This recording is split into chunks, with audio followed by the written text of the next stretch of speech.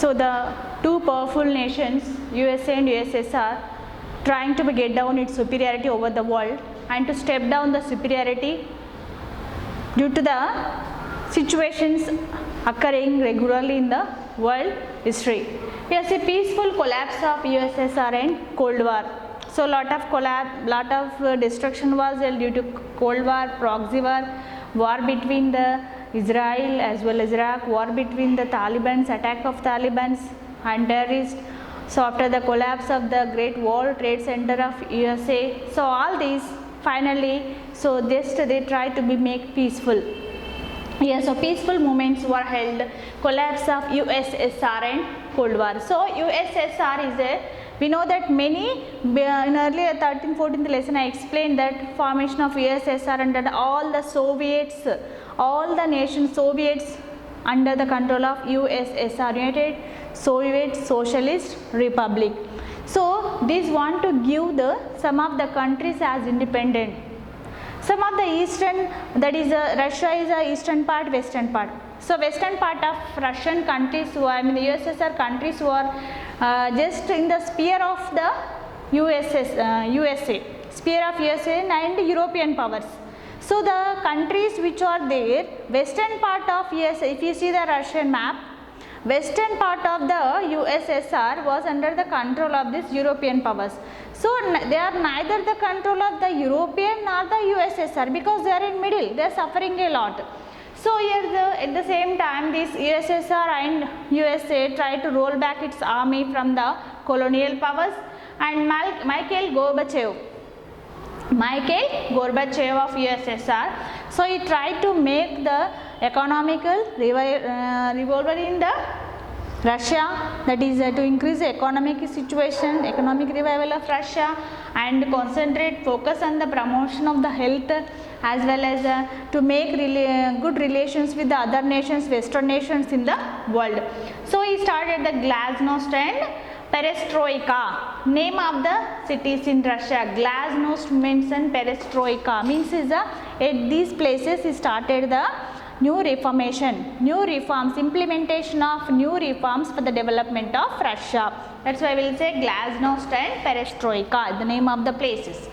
So economical crisis also very crucial in the Eastern Europe. I said that this Eastern Europe, I mean the just western part of this Russia, neither independent nor controllable. So here they want to be freedom and democracy. They want to be freedom, means they don't want to be under the control of the European nations or the Russia. They want for the freedom, but the Russia don't want to leave these nations. So here at the same time that is a break of Berlin Wall, because Russia, USSR is just weakened. USSR is weakened. It's rolled back its armed weapons to from the colonial rulers. So you don't want to be colonize any other nations in the world. That's why it's unpopular control of USSR in Germany. So Germany was divided end of the World War. I explained that, means it's divided as Eastern Germany and Western Germany. So before that break of the Berlin Wall, Berlin is the capital of Germany. So they break, many people gathered together and they broke the wall between the Eastern Germany and Western Germany. They want to unite the Germany as a one single nation because they don't want to be under the control of invasion of this USSR. So USSR became unpopular because of the USSR don't want to be rolled back, and also trying to be control over the situation in the country and to for the development and economical revival, all this trying in the USSR. So in 1991, communist hardliners demanded in the USSR that step down of the Gorbachev to be suppress the situations.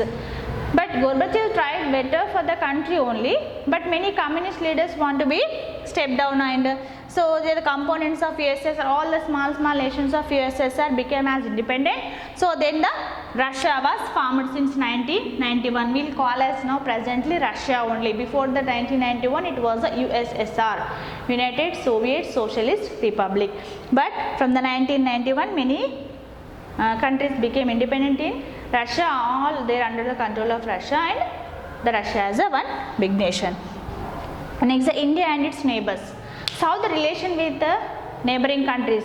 So I already explained about the non-alignment movement. India doesn't want to be aligned means doesn't want to be under the sphere of the USA and USSR. It want to be aligned separate from the USA and USSR. I already explained about the Jawaharlal Nehru and other national leaders who are independent at the same time. They formed the non-alignment movement. But how the relations of India with the neighboring countries? What are the neighboring countries of India? Neighboring countries of India, if you see south, that is the northern side. We all know the neighboring countries of India very well. This is a rough map. If you come to here, Sri Lanka, one nation, and here the Pakistan, and here the Nepal, above this China, here Afghanistan. If we go through the India map very clearly, you can understand. And here the Bangladesh. Just zoom in and see Bangladesh, here the Myanmar. But we have how the relation with the India means Pakistan, Sri Lanka and Bangladesh. Pakistan, Sri Lanka and Bangladesh. So how the relation with these countries? Further, to maintain the peaceful relation, to maintain the good relation and peaceful atmosphere, here they made the Panchashil principles. 5 principles. Panch means 5 principles we have to follow. That is the respect of sovereign and territorial integrity. Sovereign means that we don't have that to show authority on the Nepal, and we don't have to show authority on Sri Lanka or Pakistan. So they don't have that to show any authority in internal matters of our nation. That is and even territorial integrity. I mean the borders. They don't have any authority to enter without permission.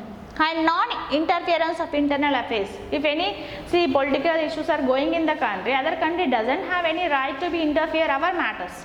And the non-aggression of settlement disputes, that is a mutual understanding. Non-aggression of settlements.